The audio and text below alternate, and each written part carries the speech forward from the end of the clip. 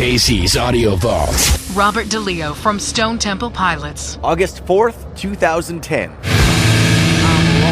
Stone Temple Pilots and Cracker Man, Winnipeg's best rock, Power 97. This is the Power Drive 535. And on the phone with us, Robert DeLeo, bassist for Stone Temple Pilots, playing Rock on the Range Saturday at the stadium. Thank you so much for joining us on the Power Drive today. Thanks for having me, man. That was good timing. Little Cracker Man, little me on the phone, man. You've got a lot of old fans, a lot of new fans. How are you picking the set list on this tour?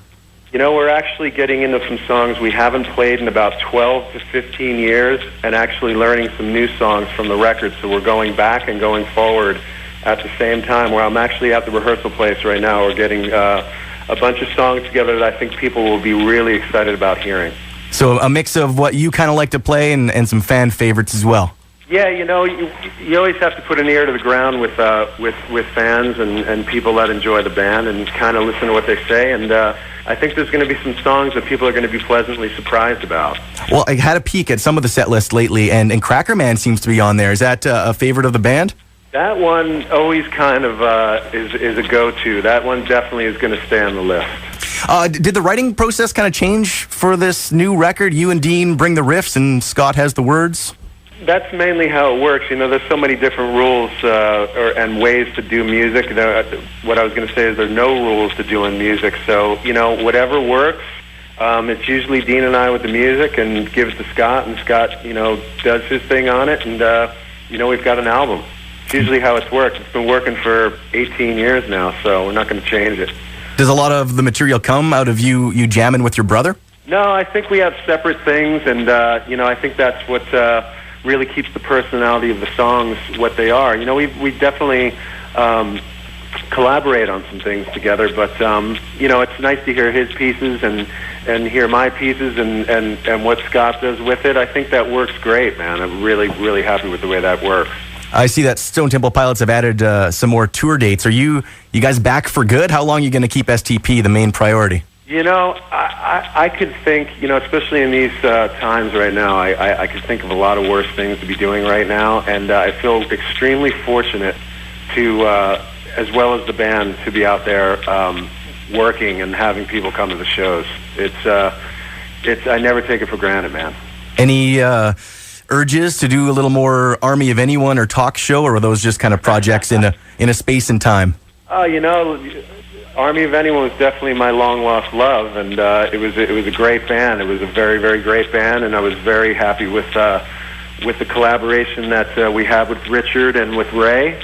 And you know, hopefully someday we can do that again. I don't know if that is fully that book is ended yet. You know. Well, every once in a while we'll do this for interviews. We call it Wikipedia True or False. Yeah. You're in? Okay, I'm in. True or false, you and your brother were born in Glen Ridge, New Jersey? False. Where were you born? I was born in Montclair, New Jersey. And Dean was born in Newark, New Jersey. Now, I was digging a little further, and I saw that Tom Cruise grew up in that area and sort of the same ages as you and your brothers. You guys ever cross paths back then in New Jersey? No, man, I never knew the Cruise. Jack Nicholson grew up a town away from where we grew up, but we were a lot younger than Jack. Cool little fact. True or false, your interest in finding the perfect guitar tone led you to work for the research division of Schecter Guitars? You know, I don't know who's writing this stuff. That's false. I did work for Schecter, but I wasn't in search of the perfect guitar tone. Is there such a thing?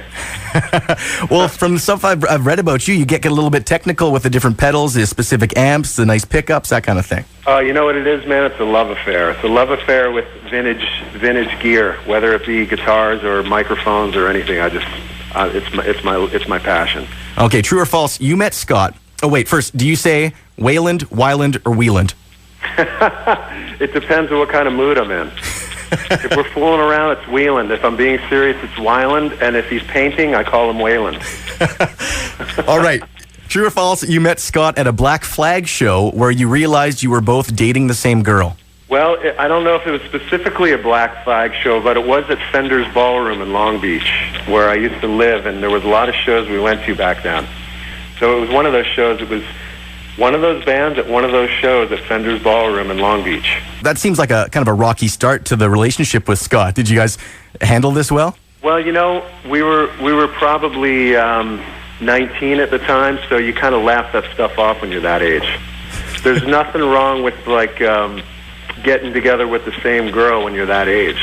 It gets a little bit more complicated when you're getting up there. Yeah, when rings get on the fingers, then it's not cool.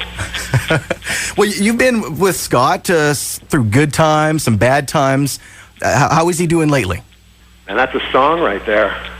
You know, what we like to do is get in a dark, candlelit room and put a little Neil Diamond on.